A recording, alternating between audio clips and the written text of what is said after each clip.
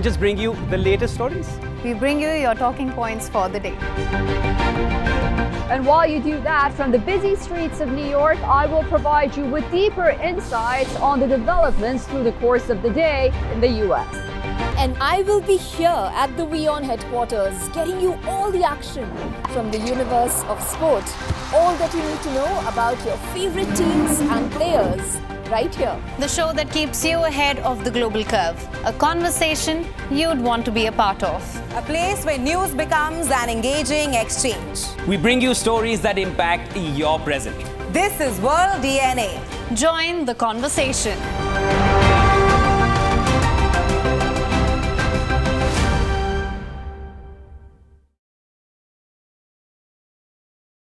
WION Health Resort is unique, the only one of its kind. Experience the 4 paths of natural wellness: yoga, Ayurveda, acupuncture, and naturopathy.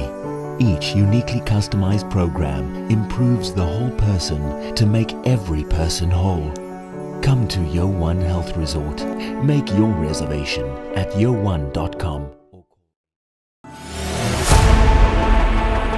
Know more, understand better, think ahead. Hello and a very warm welcome. You are watching Gravitas with me, Molly Gambhir.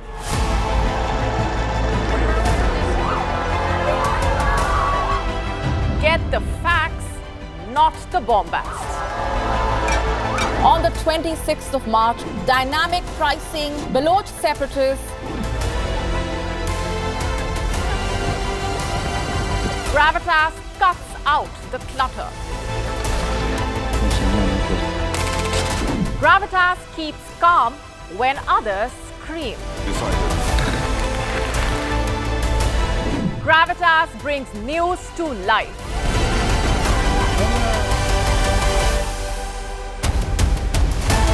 Weekdays 9 p.m. IST, 3:30 p.m. GMT.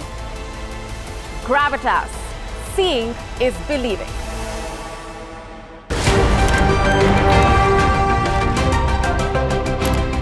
Ready to dive into your daily dose of news? Bringing you what's trending in the West and all that's setting trends in the East. And all of this served up with a side of insightful banter. We don't just bring you the latest stories. We bring you your talking points for the day. And while you do that, from the busy streets of New York, I will provide you with deeper insights on the developments through the course of the day in the US. And I will be here at the WION headquarters, getting you all the action from the universe of sport. All that you need to know about your favorite teams and players. Right here. The show that keeps you ahead of the global curve. A conversation you'd want to be a part of. A place where news becomes an engaging exchange. We bring you stories that impact your present. This is World DNA. Join the conversation.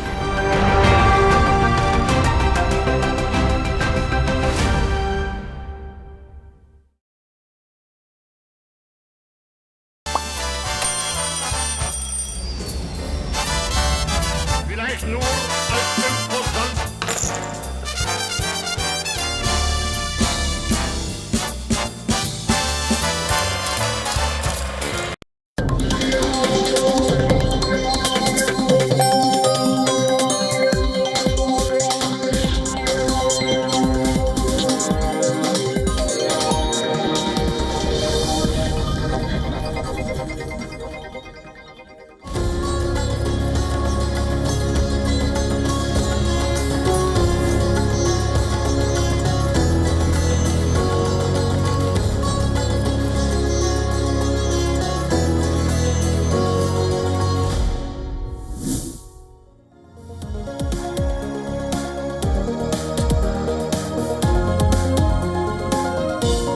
Hello and welcome. You're watching Race to Power. My name is Mohammed Saleh. And on the show today, we'll be taking a look at the incumbent Venezuelan president.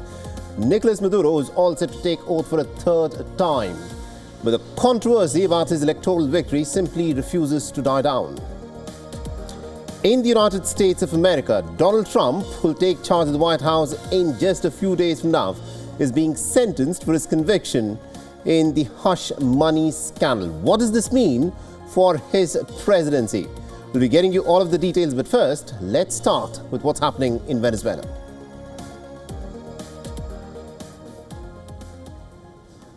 So the stage is set in Venezuela for the incumbent President Nicolas Maduro to take oath for a third straight term.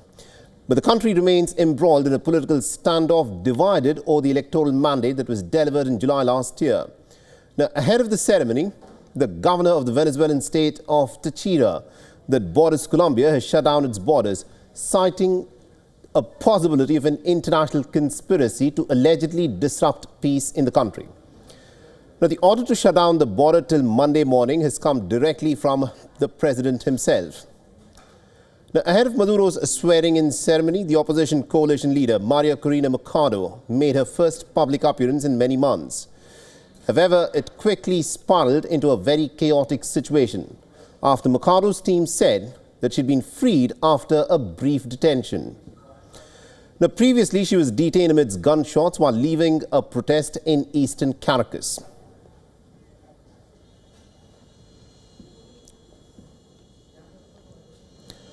The Machado's Vente Venezuela movement has said that the motorcycle caravan in which she was riding was actually shot at. The Machado had urged the protesters to peacefully flood the streets and had repeatedly asked the members of the police and the military who had guarded the polling stations during the elections to back Gonzalez's victory. Now, the Venezuelan opposition is protesting around the country in an 11th hour effort to put some pressure on Nicolas Maduro, as both the opposition and also the ruling party claim to have won last year's presidential election. Now, shortly after Machado's detention, various Latin American governments and also US President-elect Donald Trump lambasted the Venezuelan President Nicolas Maduro, saying in a post on Truth Social that the freedom fighters should not be harmed. However, Venezuela's interior minister has dismissed the opposition's claims that leader Maria Corina Machado was detained in Caracas and described it to be a complete lie.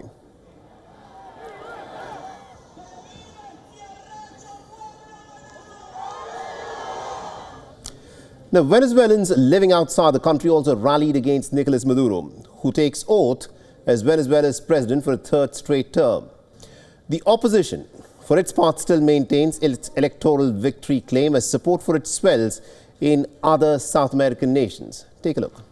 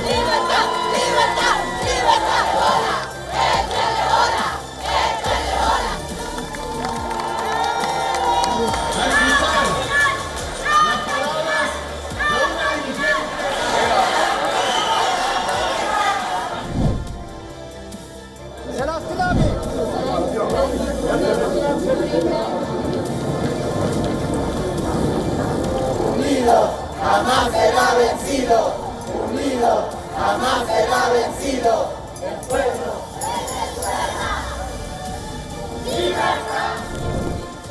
It's a fact that they are really out of place. These are facts that go against human rights. Venezuela needs a change.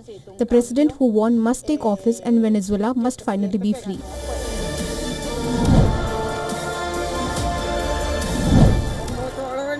Like all the Venezuelans who are here, we are searching for a new horizon. I don't know, a new life, better quality of life, because truth be told, in Venezuela, it is not possible.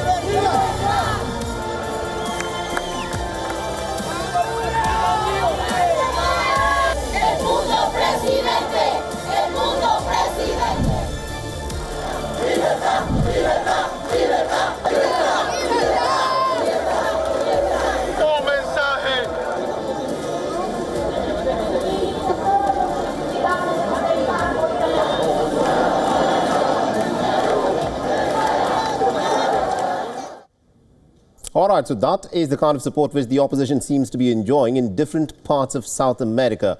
Now, remember, Nicolas Maduro has said that the statements that have been given by the American leaders stating that the election was possibly won by the opposition is essentially election interference into the Venezuelan political system, and it now remains to be seen as to how things proceed from here. Nicolas Maduro, who claims that he's won this election fair and square, is going to be sworn in as the president of Venezuela for the third term in a row.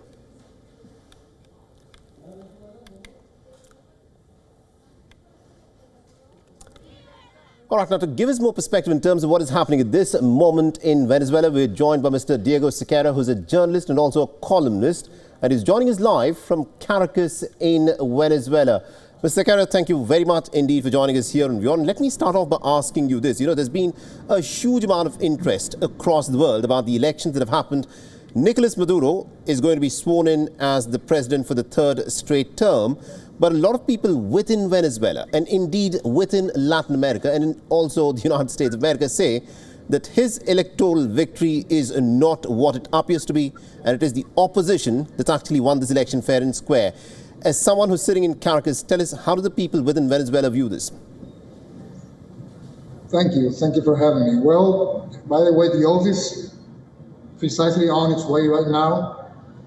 This is the usual. This is not the first time we are into this kind of narrative, battle of narratives, according to which side is telling the truth. It's just the usual if we see it from the hindsight. Even 20 years on, this is not a different thing. Perhaps the difference this time it could be the resources they're trying to use in order to make their own narrative coherent. Of course, they have the vantage point of having the best, usually most of the Western global system regarding media and politics. So in that sense, it's that kind of struggle. But it's not the same view if you take it from Venezuela, actually. Right. Now, this could be an issue of narratives, as you put it, but, you know, on the ground, Venezuela at this moment is on the edge. You know, one of the states bordering Bolivia has in fact shut off its borders and it has amped up its security, where the leader there has said that there is a possibility that external forces could try and foment trouble and disrupt the peace in Venezuela when Nicolas Maduro is sworn in again. How realistic is the possibility that this swearing-in ceremony will pass off peacefully without violence? Well, first of all, throughout the day, it's already beyond 10:30 here in Caracas. There's no major event going on. Usually it has been the case that there's been conflict, not conflict, but people trying to get into the country from the Colombian border, which there are many power structures there, criminal networks, and also several kind of activists that would be interested in trying to use it. So it's a preventive measure more than something that's going to happen. I don't think there's not going to be any significant event in that sense today. So that's part of the elements you have to take into account. This has happened before. Think about February the 23rd with Guaidó in 2019. They tried to ramp up the border. So it's a preventive measure more above anything else. All right, we'll have to leave there. Thank you very much indeed, Mr. Sequeira, for joining us all the way from Caracas and getting us that perspective there. Thank you very much. Let's now shift our attention to what is happening in the United States of America, where the hearing in Donald Trump's New York hush money scandal is all set to begin any time. Now, for the first time in American history, a former or a sitting president of the United States of America is being sentenced in a criminal case. Now, Donald Trump, who's been convicted of falsifying business records, faces 34 felony counts and is expected to receive a minimal sentence. It'll be very interesting to see as to what the quantum of this minimal sentence would be. Now, Judge Juan Merchan has indicated that Trump is likely to receive what is called an unconditional discharge, which means the conviction stands but without imprisonment, fine or a probation.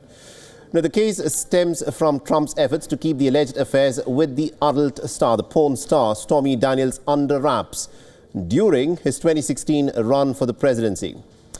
The payment to Stormy Daniels had exceeded the legal campaign contribution limits, leading to felony convictions. Now, Trump has denied wrongdoing, claiming that the case is actually part of a political witch hunt against him. and he has pledged to continue appeals and legal challenges. The US Supreme Court also has rejected President-elect Donald Trump's last-minute appeal to delay his sentencing in the case. And all eyes are, of course, going to be on the verdict that will decide when Trump will serve his sentence, as he's to take oath as the US President in just about a few days from now. And to give us more details on this, we're joined by our correspondent Susan Tehrani, who's been tracking the story very closely for us from New York. Susan, this is a case that I'm sure will be talked about a lot within the United States of America and indeed across the world. The man who is to take charge of the White House in a few days from now is to be sentenced in the hush money scandal. Talk to us about the implication of what this sentencing is likely to mean for Donald Trump's presidency. So in the grand scheme of things, it's really not going to mean anything, because we know that now with what Judge Juan Merchan has mentioned, that it's going to be the minimum sentencing, no prison time, no fine, that they just basically wanted to get a conviction. Personally, it's costly, of course, for President-elect Donald Trump, but he's going to be able to run the country. He can still be commander-in-chief. The problem is he is now, in about an hour's time, going to be officially a convicted felon. And what's ironic about this is that in the United States, a convicted felon can't own a firearm or have a pistol or a rifle, but he's able to be commander-in-chief and have the country's nuclear codes. So, there's going to be a lot of opinions about whether or not this was even necessary to do to Donald Trump, but it's a hit for him personally. But in the greater scheme of things, it's really not going to affect how he's going to govern. Why the court decided to do this, that's another conversation to be had. Indeed. And what is the appeal process for Donald Trump? Is he going to sit out through his presidency, or will he appeal against this conviction and say that this conviction simply doesn't stand because this is a political witch hunt, according to him? Yeah, he's going to appeal, and the judge has allowed him to appeal virtually, so he's not going to be in court, but his team is definitely going to appeal. Indeed. Thank you very much, Susan Tehrani, for joining us with those details then. All right, let's now shift our attention to what is happening in Germany. Now, just weeks ahead of the early elections in Germany, the American billionaire, who seems to have an opinion on pretty much every government in the world, has now positioned himself at the epicenter of the political conversation in Berlin. For many days now, the Trump loyalist has been openly drumming up support for Germany's far-right AfD party. Now, on Thursday, Elon Musk hosted the AfD leader Alice Weidel in a virtual interview and spoke on a wide range of issues. Now, Alice Weidel also has defended the incoming American government while drawing parallels between how the German media had reported on Donald Trump and how she, in Germany, faces the same level of hostility and scrutiny by the media. It's unbelievable. And also that candidate of the Christ Democrats, like Friedrich Merz, he warned the world about the consequences of voting for Donald Trump in October last year. Right. So far for foreign interferences, right? Exactly. So it's unbelievable. It's really unbelievable, like how Donald Trump was treated by German media and German politicians during his election campaign. It was unbelievable. Now, Elon Musk has openly endorsed the AfD in December. He continues to use social media platform X that he also owns, calling for a rule of the right in Germany despite multiple accusations that the US billionaire is meddling in the country's political affairs. The German Chancellor Olaf Scholz has repeatedly stated his concerns over Musk's active interference. Now, many European leaders have also echoed the same sentiment. Germany is holding elections on the 23rd of February after the three-way coalition led by Olaf Scholz collapsed last November. Now, the Chancellor has lost the confidence vote in December, paving the way for snap elections in the country. All right, now to give us more details on this, we're joined by Trent Murray, who's joining us live from Berlin. Trent, this is going to be watched very interestingly. The fact that Elon Musk has something or the other to say about politics in many countries across Europe especially in the case of Germany. He's backing the far-right AfD party. Give us a sense of how this is likely to affect the AfD party. Will it boost their popularity? And how is this being viewed by the common German people? Do they see this as American interference in German politics? Well, I think in many ways this is quite unprecedented in German politics because the AfD is not a very old party. They've really only been on the political scene in a very public way for the past decade or so, but they've never received this type of sort of ringing endorsement, not just from any businessman, but quite literally the world's richest businessman. Elon Musk throwing his full support behind the AfD party, saying, quote, things are going to get much, much worse in Germany if they are not victorious at this coming election. Now, we know that this wide-ranging interview lasted for around 76 minutes last night, to be exact, and they really discussed a wide range of issues, including immigration, German bureaucracy, space, colonisation, God, and Adolf Hitler, as it were. Many topics were discussed, but certainly this will have been a real thrust of support and endorsement for the AfD and for its leader, Alice Weidel, getting such a big audience. We know 200,000 people were listening in at any one time. It's now had about 2 million people in total have listened to it.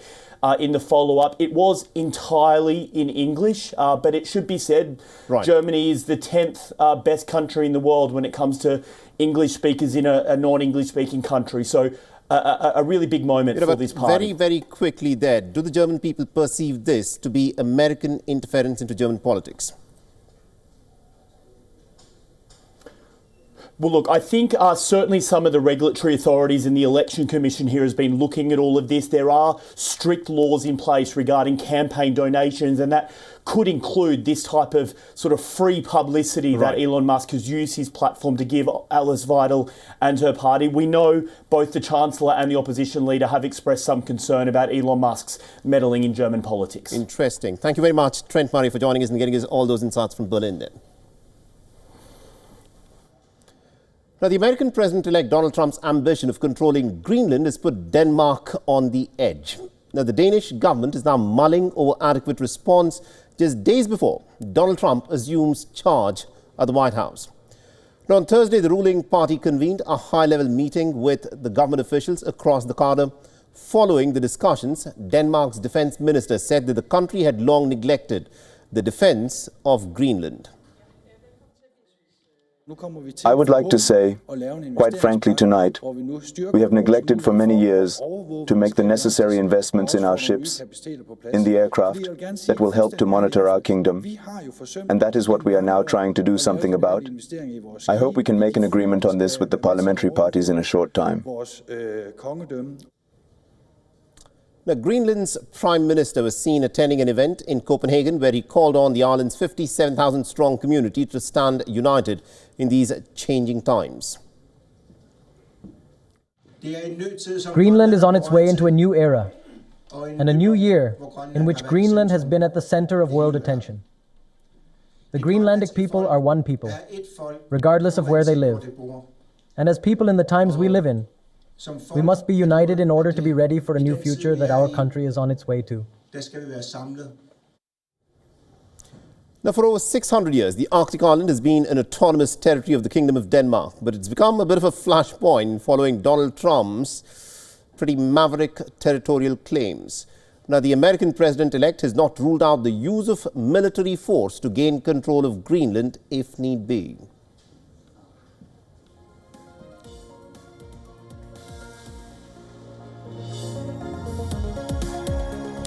Now, South Korea continues to reel under a major political crisis in the aftermath of the suspended President Yoon Suk-yeol's brief imposition of martial law in the country. Now, in the latest, South Korea's presidential security chief has resigned. The acting president had accepted the resignation of Park Chung-un, who was leading the guards protecting impeached President Yoon Suk-yeol. Now, shortly before the news of his resignation came, the outgoing presidential security chief urged the authorities against forced arrest of the suspended president to avoid a violent standoff.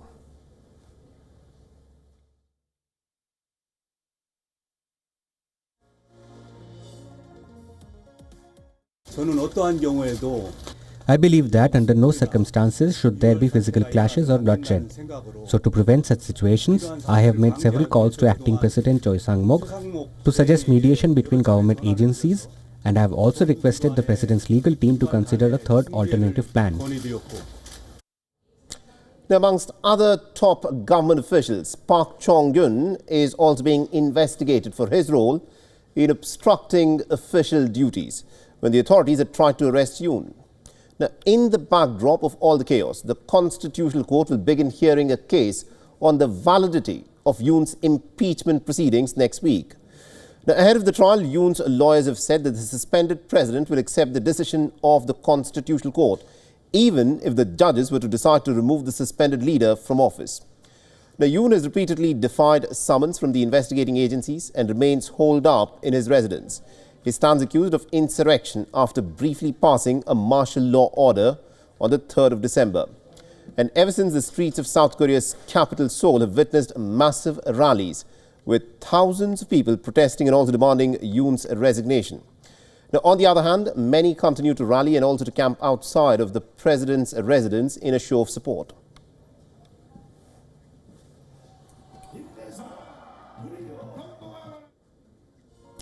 And with that, a wrap on this edition of Race to Power. Thanks for watching.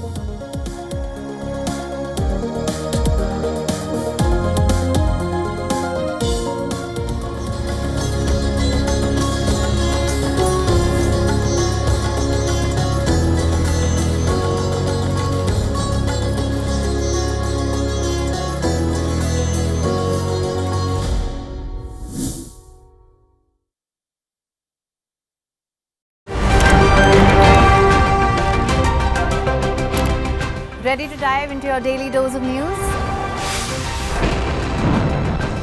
Bringing you what's trending in the West and all that's setting trends in the East. And all of this served up with a side of insightful banter. We don't just bring you the latest stories. We bring you your talking points for the day. And while you do that, from the busy streets of New York, I will provide you with deeper insights on the developments through the course of the day in the U.S. And I will be here at the WION headquarters, getting you all the action from the universe of sport. All that you need to know about your favorite teams and players, right here. The show that keeps you ahead of the global curve. A conversation you'd want to be a part of. A place where news becomes an engaging exchange. We bring you stories that impact your present. This is World DNA. Join the conversation.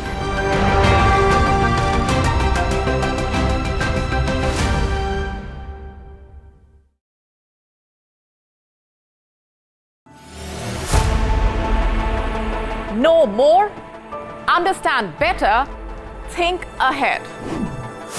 Hello and a very warm welcome. You are watching Gravitas with me, Molly Gambhir.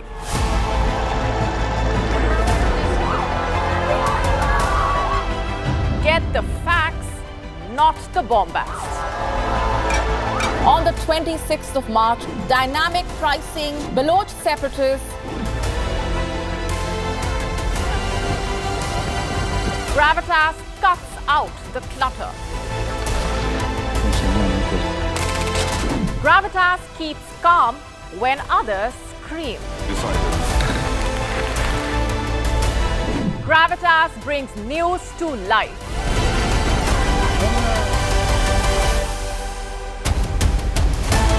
Weekdays, 9 p.m. IST, 3:30 p.m. GMT. Gravitas. Seeing is believing. This week on Inside South Asia, warning of new airstrikes by Pakistan and a fresh round of threats from the Taliban. Where are Pakistan and Afghanistan headed? And we tell you all about a Chinese-sponsored railway network in Bangladesh. India's Prayagraj gears up to welcome 400 million devotees for the Mahakumbh, the world's largest religious gathering. All this and much more on Inside South Asia. This week on Check It Out. Our focus is on CES 2025, the world's biggest technology show. We also bring you interesting devices, futuristic gadgets, and cutting-edge auto innovations that dominated the tech extravaganza this year. This and more on WION World is One at these times. The Earth is sending distress signals. Wildfires, droughts, and melting glaciers. Can we reverse the damage? Explore the harrowing effects of climate change. It's a wake-up call. Global emergency. Climate Tracker on WION World is One. To bring the benefits of the Subhash Chandra Show to your educational institution, teachers and students, send an invitation to Juhi Jha at juhi@such.org.in. WION, India's global voice, the channel that brings you the biggest stories from across the world through India's lens. Now available in more than 190 countries worldwide. Because we believe that the world is one. Watch us in Africa, Europe, USA and Canada, South America, Asia Pacific, Middle East and North African regions. Also available on these digital platforms across the world. WION, World is One. The stress of our world can take a toll on our physical and emotional health. Here, in New York's Catskill Mountains, lies a luxurious place of healing called WION Wellness Center.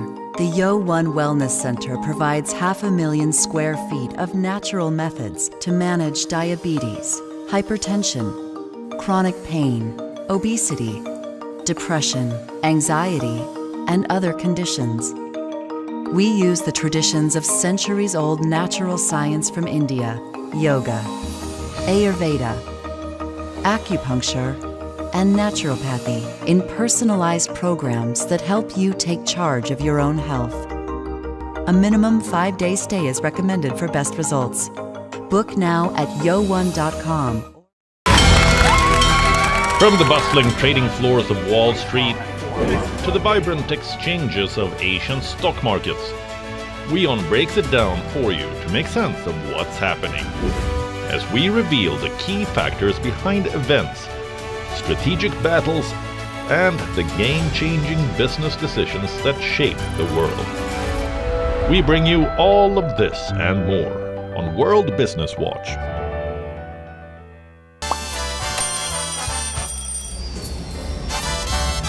Vielleicht nur als Imposant.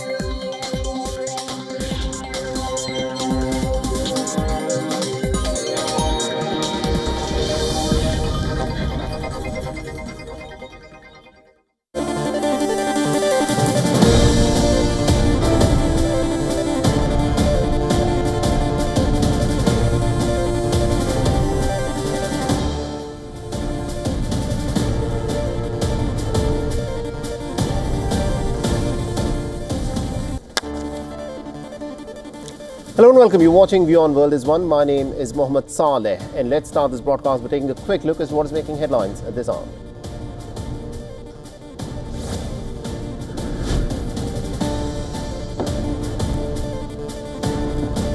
Now, the Houthis claim 6 new airstrikes that hit the Hodeidah port on Yemen's coast. No word on the strikes yet from the American-led coalition in the State of Israel that have repeatedly bombed the Yemeni port of Hodeidah and other critical infrastructure in Yemen.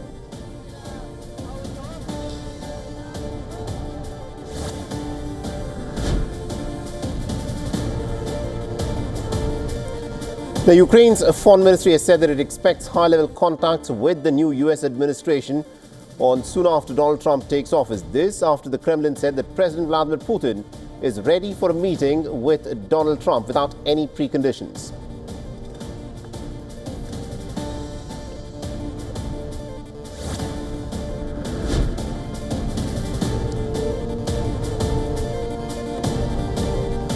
And at least about 3 people have been killed and many others injured in a stampede during an event at the Umayyad Mosque in Damascus. Reports say that there was overcrowding after the Friday prayers for a food gathering at the venue.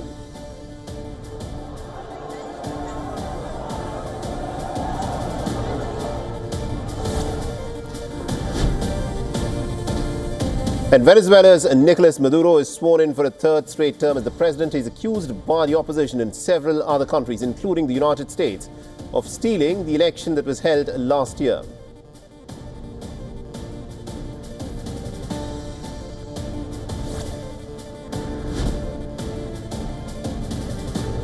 Now, energy concerns grow as the British gas warns of dangerously low storage levels, sub-zero temperatures, high demand, and has also halted the Russian supplies, and this has left the United Kingdom with less than a week's gas in reserve.